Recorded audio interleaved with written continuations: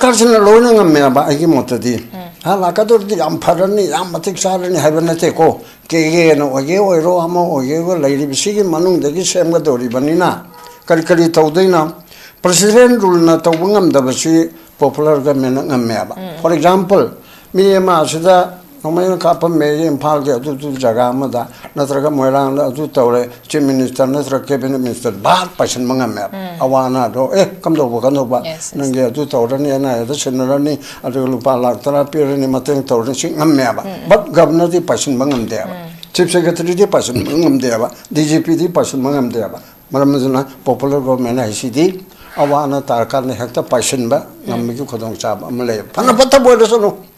phana patta ba matik sadu mi am orasanu pramanu ko ado madre kono thong thilu ngamme ba nangbu honorable chief minister asi tawrisi yang diri karigino na nang ngamdra so nangi cabinet puraga delhi de chaluna ado nangi ko partner mayam alliance te yauri bam ship sana poro janta dal yu poro to chalo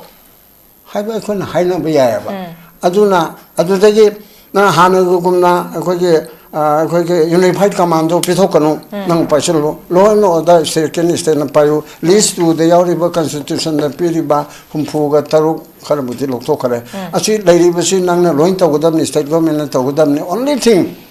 state ke aruba mapandagi kano changa aba internal disturbance torkan na 355 to adu chalayu center na mating pangalu center liga am process da kala beda dum haijo man pirakani aduga nasagi Manipur ke cabinet ke chief minister amoina mantri mandal amoina sarkar amo oina tabam thokpasi tawgadam ne lambi chawang sai wesa to mina ju chumya ba lambi sa pa yadab si gahan yadabni adege koki minister yaudar na ai wakal da di loin yaune na khalle ba tabu torok tam na khande prime minister la kadu ni moi wasak pada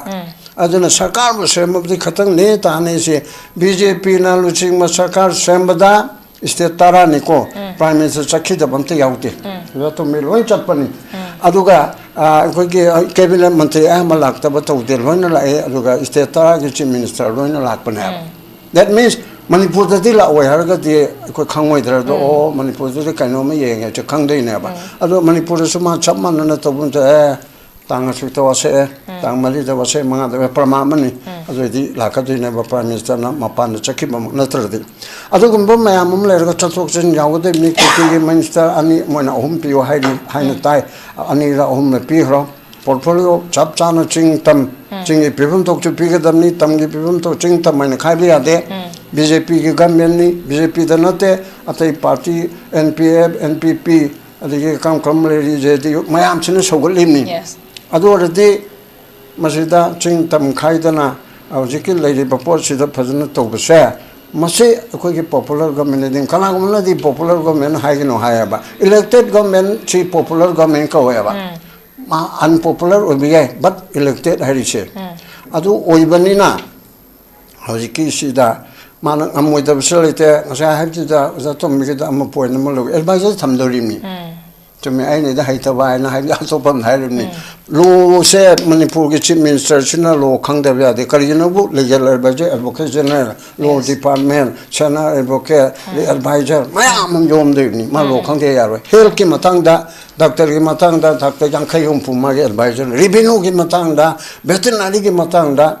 nipen chakrabarti na organization gi Tripura ki chief minister ma hai de mo da khang da bam ta le te satrang pu ko man chi da chi tawre nungu da shi tawre tamel no da shi tawre chi ma de lon udai ne ba de maram di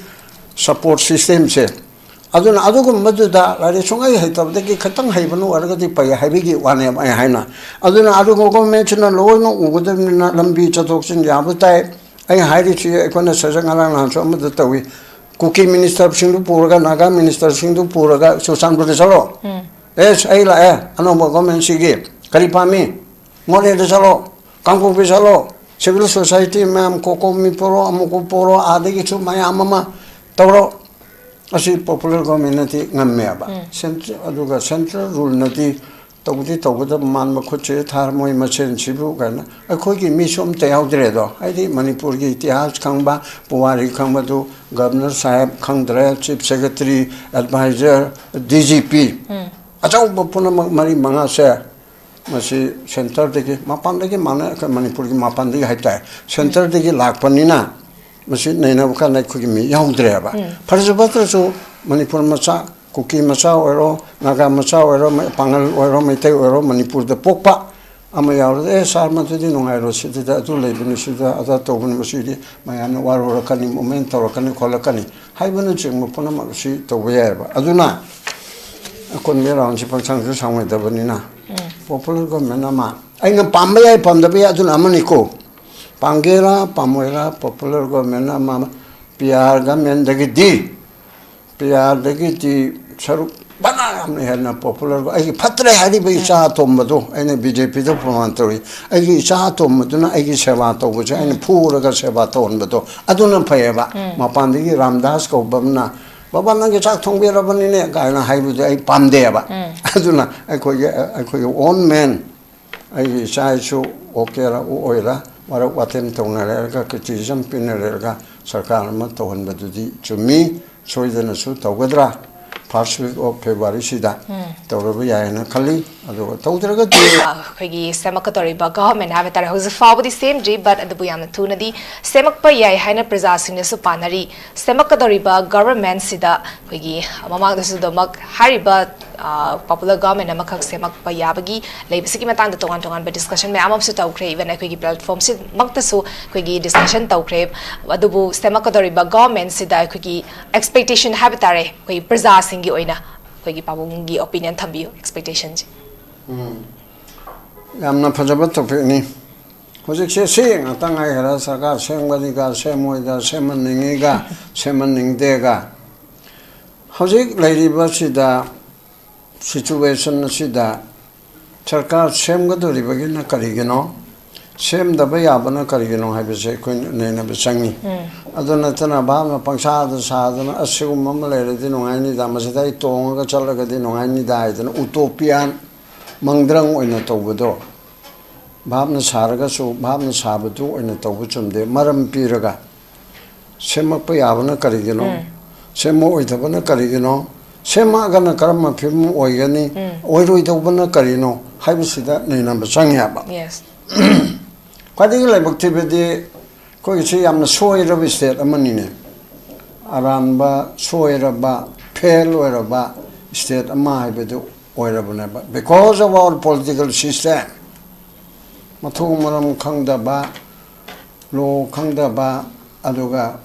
lari haitaba azugi politician mayam sina semba machigi maruktagi legislature khalakpa aduna adugumba lari haitabagi maruktagi khallabanina lari haitabaduna legislature oibetaba institution leiba legislature executive aduga judiciary sida legislature dong atang thanamaga executive che machilari haibanga to oi IAS IPS MCS MPS adu hairaba manta da muka training pi probation naidra IAS oi do hakta secretary da promotion pi te makada SDO gi thakti gi hawli adu ka chahi ma training pi MPS oi rabado IPS oi rabado inspector ki thakta adugi OC obi level de ki hawalli aduga chahi ma training pi haidana khangdana IAS IPS aduga MCS MPS oidana lepa ngaklon gi khangaba me che asibok da training pi aba ado executive ta bureaucrat and executive se ahibang to era then from the judiciary haina lerebisi ukin judges LLB de ki tabam ta yaudra ukin hekta oiraga LLB hekta pastor ga ukil oibe yade senara mi makada che khare yawgani adidi ukil oibe yabagi parkha amana chingba tawgani then magistrate judges oiribsisu ukil oiba mayam maruktagi chei asuk chobana su majaz oibe yaba asuk chobana high court ka judge oibe yaba haibigi thakse tawraga mayam de ka nobudu khalleraga amuk magistrate amusung judge oibe dasu training amuk chu piyaba khangdana leirabado amuk chu train tawaiba se samna harabada BA pastor de MA pastor of the high school ga jaw oibe yaredra ado amuk train teacher and torido oza oibe yaraba angang takpi ba hairaba BA MA aduna hekto ta ande ba kala maina angang la takpi gane habi training am tawaiba ado maina executive che matik charabasi amuk karmaina educate tawuni karmaina file process tawuni haiba tai karmaina bichar tawuni apsi judiciary da amuk train tawaya but kai gi maro ba legislature haiba sidadi bharat samvidhana piri cha chahi kunmanga sugadabani indian citizen oigadabani aduga angauba nataba oigadabani ngaudaba oigadabani hai sidi lai dana aduna राजनीति है प्रजा मिपुं खुद माना loan तब याब चई त्राइपान सूरबदी राजनीति दल हेक्ट याब यारबनीना accept left party Kedar party नतब अतई चई त्राइपान सूरबदी लोन याब याबको लाइरे हैगेरा हैरोयरा याम हैबसु याब याय हैतबसु याब याय अथिंग बमता लेतेब हाइरिबा मरक असिदिगे पॉलिटिकल पार्टी के candidate पुथोरकदोरिमनिना legislature haibasidisu saigi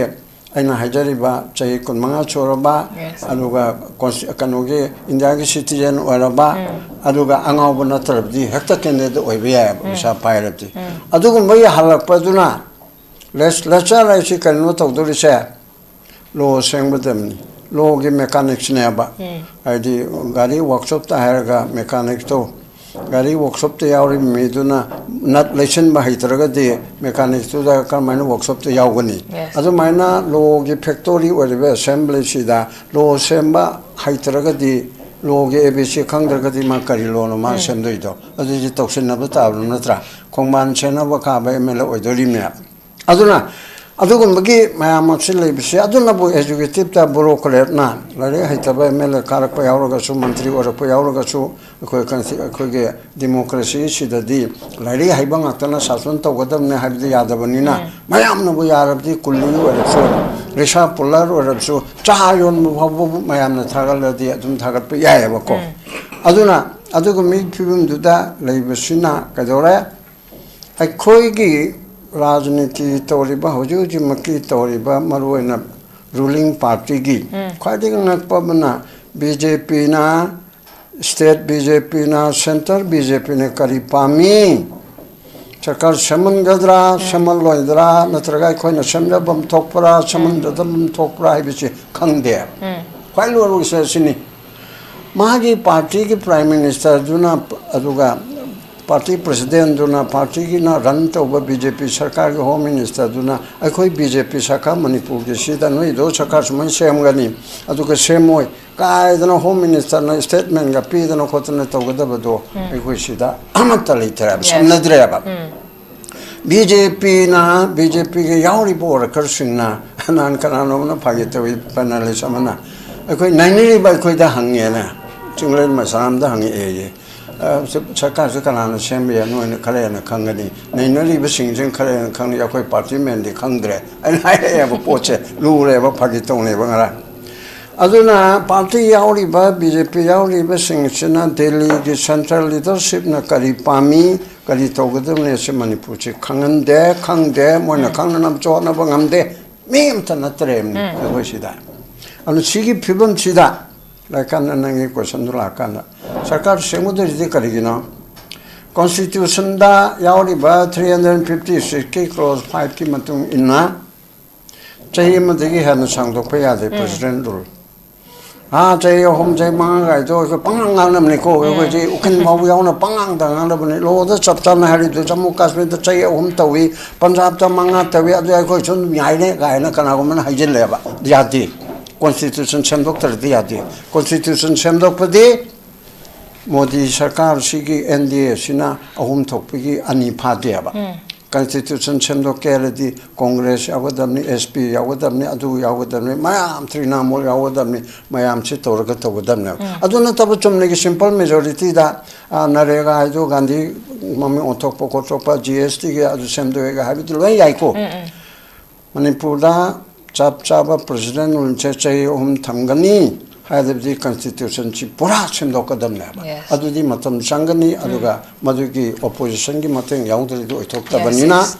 सांगदोकपसी Yadav pot अम ओइरेबा इसम समना इमरजेंसी अदुगा अखोगी इलेक्शन कमीशन ना वोट तोबे यारो हायबे सर्टिफिकेट पीबा अदु ओरगदी पार्लियामेंट ना सांगदोकप ngami हायबनिदना मदुगी पोटो तादेबा इमरजेंसी की पोट अदुदी 352 दुदी हेक्टर साजिन भई यारो तौरे तौरे अदुदी फागी तारोइद्रो अदुइदने ओपोजिशन जे यामद्रगसु ओपोजिशन की यामरु अरिसे पार्लियामेंट कहीं तोहंदब ngame ओपोजिशन ना मैं हला गुला तो अदु यारो गाना थिंगदन को होम थोपे अनि तो तुम फानदब ngame खाइ रुस ओपोजिशन की रोल से यामरु ओयबा अखोइना मेजॉरिटी नि नरेंद्र मोदी जी ना हायरगा लोयरगा पुलप कुलग हेक्टर तौबे यादेबा डेमोक्रेसी की लोबमना मचा मचा ददी याय aduna adugumbi pot ama adugumbi pot ama point la kadre nyu za tumbi adugi pot se asi leibana sarkar sem si da di taya ba adu sarkar sem ga hairabadi BJP ge leiriba contract tare asi manung degi ko ki tare to ngak thamo contract ji gi manung degi mi amabu adu chu ka chu yanate de moina hai khre Mamang de mitra time pan speaker sogal le hai khara am khar ku yi mamang ko adubu center na khalak ko dum yar share adu su yare hai adu di prime minister ki phugau da thamgale en hai ji chumdro sem ta le prime minister chenu hello hai ne ba adugu migi sarkar aduna kari to gode ga hai din horen gi round la ke adu di directive principal of state policy ki makha da aduga list 2 gi piriba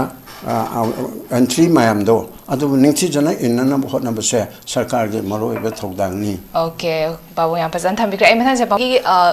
government sem ba have sida khoi gi babu na song sai thambi kra khoi gi elected members sing duna khoi gi sem ga dori bani government formation have sida sem ga dori ba makhoi na semai ba government tuna khoi gi thabak fajara tog taragadi hariba government tu ba khoi good governance ka jo haina dori bani adu itaragadi haujiki le ba mamang da PR government sigi mamang da leramba government to khoi good governance oi kibra oi dabra have si khoi prajasina dumak hangaga su leriba pot ama khangni manipuri conflict se kari gi damak ta tholai benu habi jo dumak hangaga su leri bani haujik amu lakadar ba government se su same khoi gi mioi di chap mane sema kadar ba government se zo masida so muk lak pasida khoi gi good governance ora kadra ora dra habi se zo muk prajasingi chamom na ba confusion wai ba habi tare prajasina pa badi ani oining bo ocean government se form to birakan manipuri gi issue se lotion na ba khona bi ba du khaktani prajasina hojik pa mi badi pamu thambi namchumi ada yana madang sa ga tum bige do ai khatang le yak to da badi no ai tara okay to biyo za kai gino da phajana ni ai marup ni oi raba ai no lai hai ta ba na hai badi hojiki tom de heri du na te ba qualification na tham de ba ko politician wa se chai trai ban bu so raba hate yaw ya ba aduga jaju oiba ukil oiba IAS oiba da di qualification thamidan adugi wanida hojiki kari ba gi chai now ichili now moi contractor hairo BJP da silai hai bin IAS yauri IPS yauri adudi doctor yauri individual yam hai ba aduda akoi ge qualification je educative ta di qualification nam lere educative ba di boloker ni ko politician no ba boloker ki qualification lere aduga judiciary ki su lere sita di le ta banina yaw jon ba man so yaw jen ba man chu chai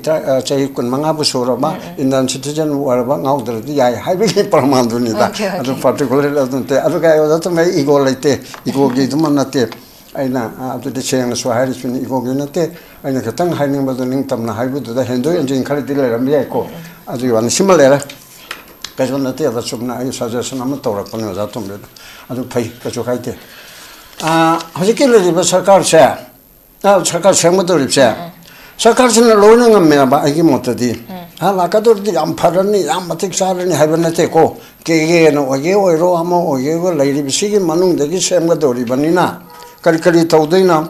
president rule na tawngam da basi popular government ngam ba for example mi ma sida nomai ka pa me impal ge du jaga ma da natraga moirang da du tawre chief minister natraga cabinet minister ba passion mangam me awana do kam do ba nange du tawre ni na da chenara ni adu lupa lak tara pir ni mateng tawre sing ngam me ba but governor di passion mangam de ba chief secretary di passion mangam de ba DGP di passion mangam de ba maram juna popular government ai sidi awana tarkar ne hakta passion ba ngam mi ki khodong cha ba amle phana patta bo da sonu phana patta ba matik sa do mi am orasanu pramano ne ko ado ma de ko na thong thilu bu ngam me ba nang bu honorable chief minister asi to ri yang dri kari gino na nang ngam dra su nang cabinet pur ga delhi de chalu na ado ga nang ko partner mayam alliance te yauri ba mayam ship sana puro janta dal yu puro to chalo hai ba ko na hai na ba ya ba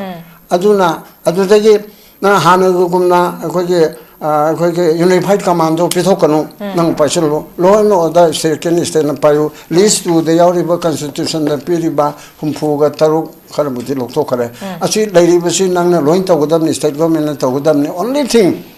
ꯁ꯭ꯇꯦꯠꯀꯤ ꯑꯔꯨꯕ ꯃꯄꯥꯟꯗꯒꯤ ꯀꯩꯅꯣ ꯆꯪꯉꯛꯑꯕ internal disturbance ꯇꯧꯔꯀꯥꯟꯗ 355ꯇꯣ ꯑꯗꯨ ꯆꯂꯥꯏꯕ ꯁꯦꯟꯇꯔꯅ ꯃꯇꯦꯡ ꯄꯥꯡꯍꯜꯂꯨ ꯁꯦꯟꯇꯔꯗꯒꯤ ꯑꯥꯔꯝ forces ꯗꯔꯀꯥꯔ ꯂꯩꯕꯗ ꯑꯗꯨꯝ ꯍꯥꯏꯖꯧ ꯃꯣꯏꯅ ꯄꯤꯔꯛꯀꯅꯤ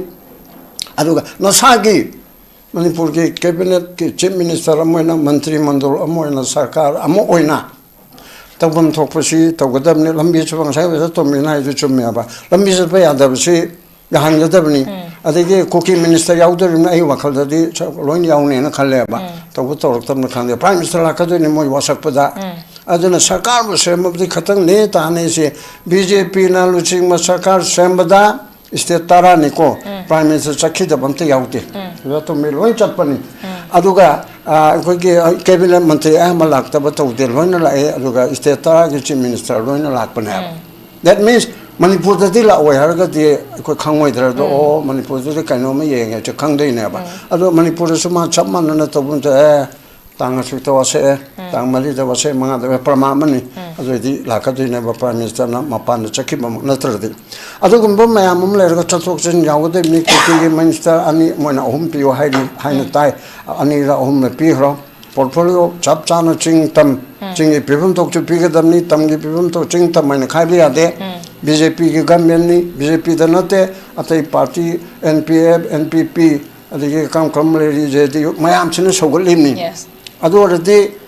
ꯃꯁꯤꯗ ꯆꯤꯡ ꯇꯝ ꯈꯥꯏꯗꯅ ꯍꯧꯖꯤꯛꯀꯤ ꯂꯩꯔꯤꯕ ꯄꯣꯠꯁꯤꯗ ꯐꯖꯅ ꯇꯧꯕꯁꯦ ꯃꯁꯤ ꯑꯩꯈꯣꯏꯒꯤ ꯄꯣꯄꯨꯂꯔ ꯒꯃꯦꯟꯗꯤ ꯀꯅꯥꯒꯨꯝꯕꯅꯗꯤ ꯄꯣꯄꯨꯂꯔ ꯒꯃꯦꯟ ꯍꯥꯏꯒꯅꯣ ꯍꯥꯏꯌꯦꯕ ꯏꯂꯦꯛꯇꯦꯠ ꯒꯃꯦꯟꯁꯤ ꯄꯣꯄꯨꯂꯔ ꯒꯃꯦꯟ ꯀꯧꯋꯦꯕ ꯑꯟꯄꯣꯄꯨꯂꯔ ꯑꯣꯏꯕ ꯌꯥꯏ ꯕꯠ ꯏꯂꯦꯛꯇꯦꯠ ꯍꯥꯏꯔꯤꯁꯦ ꯑꯗꯨ ꯑꯣꯏꯕꯅꯤꯅ ꯍꯧꯖꯤꯛꯀꯤ ꯁꯤꯗ ꯃꯥꯅ ꯉꯝꯃꯣꯏꯗꯕꯁꯨ ꯂꯩꯇꯦ ꯉꯁꯥꯏ ꯍꯥꯏꯕꯗꯨꯗ ꯑꯣꯖꯥ ꯇꯣꯝꯕꯤꯒꯤꯗ ꯑꯃ ꯄꯣꯏꯟ ꯑꯃ ꯂꯧꯏ ꯑꯦꯗꯚꯥꯏꯖꯔ ꯊꯝꯗꯧꯔꯤꯕꯅꯤ ꯆꯨꯝꯃꯦ ꯑꯩꯅꯗ ꯍꯩꯇꯕ ꯍꯥꯏꯅ ꯍꯥꯏꯕꯗꯤ ꯑꯇꯣꯞꯄ ꯑꯃ ꯍꯥꯏꯔꯤꯕꯅꯤ ꯂꯣꯁꯦ ꯃꯅꯤꯄꯨꯔꯒꯤ ꯆꯤꯐ ꯃꯤꯅꯤꯁꯇꯔꯁꯤꯅ ꯂꯣ ꯈꯪꯗꯕ ꯌꯥꯗꯦ ꯀꯔꯤꯒꯤꯅꯣꯕꯨ ꯂꯤꯒꯦꯜ ꯑꯦꯗꯚꯥꯏꯖꯔ ꯑꯦꯗꯚꯣꯀꯦꯠ ꯖꯦꯅꯔꯦꯜ ꯂꯣ ꯗꯤꯄꯥꯔꯠꯃꯦꯟ ꯁꯦꯅꯤꯌꯔ ꯑꯦꯗꯚꯣꯀꯦꯠ ꯑꯦꯗꯚꯥꯏꯖꯔ ꯃꯌꯥꯝ ꯑꯃ ꯌꯣꯝꯗꯣꯏꯕꯅꯤ ꯃꯥ ꯂꯣ ꯈꯪꯗꯦ ꯌꯥꯔꯣꯏ ꯍꯦꯜꯊꯀꯤ ꯃꯇꯥꯡꯗ ꯗꯥꯛꯇꯔꯒꯤ ꯃꯇꯥꯡꯗ ꯗꯥꯛꯇꯔ 50-60 ꯃꯥꯒꯤ ꯑꯦꯗꯚꯥꯏꯖꯔ ꯔꯤꯚꯦꯅ꯭ꯌꯨꯒꯤ ꯃꯇꯥꯡꯗ ꯚꯦꯇꯤꯅꯔꯤꯒꯤ ꯃꯇꯥꯡꯗ ꯅꯤꯄꯦꯟ ꯆꯀ꯭ꯔꯕꯔꯇꯤꯅ ꯀꯩꯅꯣ CPMꯒꯤ ꯇ꯭ꯔꯤꯄꯨꯔꯥꯒꯤ ꯆꯤꯐ ꯃꯤꯅꯤꯁꯇꯔ ꯃꯥ ꯍꯥꯏꯕꯗ ꯃꯉꯣꯟꯗ ꯈꯪꯗꯕ ꯑꯝꯇ ꯂꯩꯇꯦ ꯁꯇ꯭ꯔꯪꯄꯨꯒꯨꯝꯕꯅ ꯁꯤꯗ ꯁꯤ ꯇꯧꯔꯦ ꯅꯨꯡꯉꯨꯗ ꯁꯤ ꯇꯧꯔꯦ ꯇꯃꯦꯡꯂꯣꯡꯗ ꯁꯤ ꯇꯧꯔꯦ ꯁꯤ ꯃꯥꯗꯤ ꯂꯣꯏ ꯎꯗꯣꯏꯅꯦꯕ ꯃꯔꯝꯗꯤ ꯁꯄꯣꯔꯠ ꯁꯤꯁꯇꯦꯝꯁꯦ ꯑꯗꯨꯅ ꯑꯗꯨꯒꯨꯝꯕꯗꯨꯗ ꯂꯥꯏꯔꯤꯛ ꯁꯨꯡꯍꯩ ꯍꯩꯇꯕꯗꯒꯤ ꯈꯤꯇꯪ ꯍꯩꯕꯅ ꯑꯣꯏꯔꯒꯗꯤ ꯐꯩ ꯍꯥꯏꯕꯒꯤ ꯋꯥꯅꯦꯕ ꯑꯩ ꯍꯥꯏꯅ ꯑꯗꯨꯅ ꯑꯗꯨꯒ ꯒꯣꯔꯃꯦꯟꯁꯤꯅ ꯂꯣꯏꯅ ꯎꯒꯗꯕꯅꯤ나 ꯂꯝꯕꯤ ꯆꯠꯊꯣꯛ ꯆꯠꯁꯤꯟ ꯌꯥꯕ ꯇꯥꯏ ꯑꯩ ꯍꯥꯏꯔꯤꯁꯤ ꯑꯩꯈꯣꯏꯅ ꯁꯖꯠ ꯉꯔꯥꯡ ꯅꯍꯥꯟꯁꯨ ꯑꯃꯗ ꯇꯧꯏ ꯀꯨꯀꯤ ꯃꯤꯅꯤꯁꯇꯔꯁꯤꯡꯗꯨ ꯄꯨꯔꯒ ꯅꯥꯒꯥ ꯃꯤꯅꯤꯁꯇꯔꯁꯤꯡꯗꯨ ꯄꯨꯔꯒ ꯆꯨꯔꯆꯥꯟꯄꯨꯔꯗ ꯆꯠꯂꯣ ꯑꯩ ꯂꯥꯛꯑꯦ ꯑꯅꯧꯕ ꯒꯣꯔꯃꯦꯟꯁꯤꯒꯤ ꯀꯔꯤ ꯄꯥꯝꯃꯤ ꯃꯣꯔꯦꯗ ꯆꯠꯂꯣ ꯀꯥꯡꯄꯣꯛꯄꯤ ꯆꯠꯂꯣ ꯁꯤꯚꯤꯜ ꯁꯣꯁꯥꯏꯇꯤ ꯃꯌꯥꯝ ꯀꯣꯀꯣꯃꯤ ꯄꯣꯔꯣ ꯑꯃꯨꯛ ꯄꯣꯔꯣ ꯑꯥꯗꯒꯤꯁꯨ ꯃꯌꯥꯝ ꯑꯃ ꯇꯧꯔꯣ ꯑꯁꯤ ꯄꯣꯄꯨꯂꯔ ꯒꯣꯔꯃꯦꯟꯅꯗꯤ ꯉꯝꯃꯦꯕ ꯑꯗꯨꯒ ꯁꯦꯟꯇ꯭ꯔꯦꯜ ꯔꯨꯜꯅꯗꯤ ꯇꯧꯗꯤ ꯇꯧꯒꯗꯕ ꯃꯥꯟꯕ ꯈꯨꯠꯁꯦ ꯊꯥꯔ ꯃꯣꯏ ꯃꯁꯦꯟꯁꯤꯕꯨ ꯀꯥꯏꯅ ꯑꯩꯈꯣꯏꯒꯤ ꯃꯤꯁꯨ ꯑꯝꯇ ꯌꯥꯎꯗ꯭ꯔꯦꯗꯣ ꯍꯥꯏꯗꯤ ꯃꯅꯤꯄꯨꯔꯒꯤ ꯏꯇꯤꯍꯥꯁ ꯈꯪꯕ ꯄꯨꯋꯥꯔꯤ ꯈꯪꯕꯗꯨ ꯒꯚꯔꯅꯔ ꯁꯥꯍꯦꯕ ꯈꯪꯗ꯭ꯔꯦ ꯆꯤꯐ ꯁꯦꯀ꯭ꯔꯦꯇꯔꯤ ꯑꯦꯗꯚꯥꯏꯖꯔ DGP ꯑꯆꯧꯕ ꯄꯨꯝꯅꯃꯛ 4-5ꯁꯦ ꯃꯁꯤ ꯁꯦꯟꯇꯔꯗꯒꯤ ꯃꯄꯥꯟꯗꯒꯤ ꯃꯥꯅ ꯃꯅꯤꯄꯨꯔꯒꯤ ꯃꯄꯥꯟꯗꯒꯤ ꯍꯥꯏꯇꯥꯔꯦ ꯁꯦꯟꯇꯔꯗꯒꯤ ꯂꯥꯛꯄꯅꯤꯅ ꯃꯁꯤ ꯅꯩꯅꯕ ꯀꯥꯟꯗ ꯑꯩꯈꯣꯏꯒꯤ ꯃꯤ ꯌꯥꯎꯗ꯭ꯔꯦꯕ ꯐꯔꯁꯨ ꯐꯠꯇ꯭ꯔꯁꯨ ꯃꯅꯤꯄꯨꯔ ꯃꯆꯥ ꯀꯨꯀꯤ ꯃꯆꯥ ꯑꯣꯏꯔꯣ ꯅꯥꯒꯥ ꯃꯆꯥ ꯑꯣꯏꯔꯣ ꯄꯥꯡꯒꯜ ꯑꯣꯏꯔꯣ ꯃꯩꯇꯩ ꯑꯣꯏꯔꯣ ꯃꯅꯤꯄꯨꯔꯗ ꯄꯣꯛꯄ ꯑꯃ ꯌꯥꯎꯔꯗꯤ ꯁꯥꯔ ꯃꯗꯨꯗꯤ ꯅꯨꯡꯉꯥꯏꯔꯣ ꯁꯤꯗ ꯑꯗꯨ ꯂꯩꯕꯅꯤ ꯁꯤꯗ ꯑꯗꯥ ꯇꯧꯕꯅꯤ ꯃꯁꯤꯗꯤ ꯃꯌꯥꯝꯅ ꯋꯥꯔꯨꯔꯛꯀꯅꯤ ꯃꯨꯞꯃꯦꯟ ꯇꯧꯔꯛꯀꯅꯤ ꯈꯣꯠꯂꯛꯀꯅꯤ ꯍꯥꯏꯕꯅꯆꯤꯡꯕ ꯄꯨꯝꯅꯃꯛ ꯑꯁꯤ ꯇꯧꯕ ꯌꯥꯏꯑꯕ ꯑꯗꯨꯅ ꯑꯀꯣꯟꯕ ꯔꯥꯎꯟꯁꯤ ꯄꯪꯁꯥꯡꯁꯨ ꯁꯥꯡꯉꯣꯏꯗꯕꯅꯤꯅ ꯄꯣꯄꯨꯂꯔ ꯒꯣꯔꯃꯦꯟ ꯑꯃ ꯑꯩꯅ ꯄꯥꯝꯕ ꯌꯥꯏ ꯄꯥꯝꯗꯕ ꯌꯥꯏ ꯑꯗꯨꯅ ꯑꯃꯅꯤꯀꯣ ꯄꯥꯝꯒꯦꯔꯥ ꯄꯥꯝꯃꯣꯏꯔꯥ ꯄꯣꯄꯨꯂꯔ ꯒꯣꯔꯃꯦꯟ ꯑꯃ PR ꯒꯃꯦꯟꯗꯒꯤꯗꯤ PRꯗꯒꯤꯗꯤ ꯁꯔꯨꯛ ꯕꯅꯥ ꯌꯥꯝꯅ ꯍꯦꯟꯅ ꯄꯣꯄꯨꯂꯔ ꯑꯩꯒꯤ ꯐꯠꯇ꯭ꯔꯦ ꯍꯥꯏꯔꯤꯕ ꯏꯆꯥ ꯑꯇꯣꯝꯕꯗꯣ ꯑꯩꯅ BJPꯗ ꯄ꯭ꯔꯃꯥꯟ ꯇꯧꯔꯤ ꯑꯩꯒꯤ ꯏꯆꯥ ꯑꯇꯣꯝꯕꯗꯨꯅ ꯑꯩꯒꯤ ꯁꯦꯕꯥ ꯇꯧꯕꯁꯦ ꯑꯩꯅ ꯐꯨꯔꯒ ꯁꯦꯕꯥ ꯇꯧꯍꯟꯕꯗꯣ ꯑꯗꯨꯅ ꯐꯩꯌꯦꯕ ꯃꯄꯥꯟꯗꯒꯤ ꯔꯥꯝꯗꯥꯁ ꯀꯧꯕ ꯑꯃꯅ ꯕꯕꯥ ꯅꯪꯒꯤ ꯆꯥꯛ ꯊꯣꯡꯕꯤꯔꯕꯅꯤꯅꯦ ꯀꯥꯏꯅ ꯍꯥꯏꯕꯗꯨ ꯑꯩ ꯄꯥꯝꯗꯦꯕ ꯑꯗꯨꯅ ꯑꯩꯈꯣꯏꯒꯤ ꯑꯣꯟ ꯃꯦꯟ ꯑꯩꯒꯤ ꯏꯆꯥ ꯏꯁꯨ ꯑꯣꯀꯦꯔꯥ ꯑꯣꯏꯔꯥ ꯋꯥꯔꯛ ꯋꯥꯇꯦꯝ ꯇꯧꯅꯔꯒ ꯀ꯭ꯔꯤꯇꯤꯁꯤꯖꯝ ꯄꯤꯅꯔꯒ ꯁꯔꯀꯥꯔ ꯑꯃ ꯇꯧꯍꯟꯕꯗꯨꯗꯤ ꯆꯨꯝꯃꯤ ꯁꯣꯏꯗꯅꯁꯨ ꯇꯧꯒꯗ꯭ꯔꯥ first week of February sida tawraba yaina khali adu tawdragati constitution ki problem nei banina adu the solution tawba otherwise amadum lakcha kharakani adu dai khona haiba ngamdra yes okay ai mathang se pamung to midala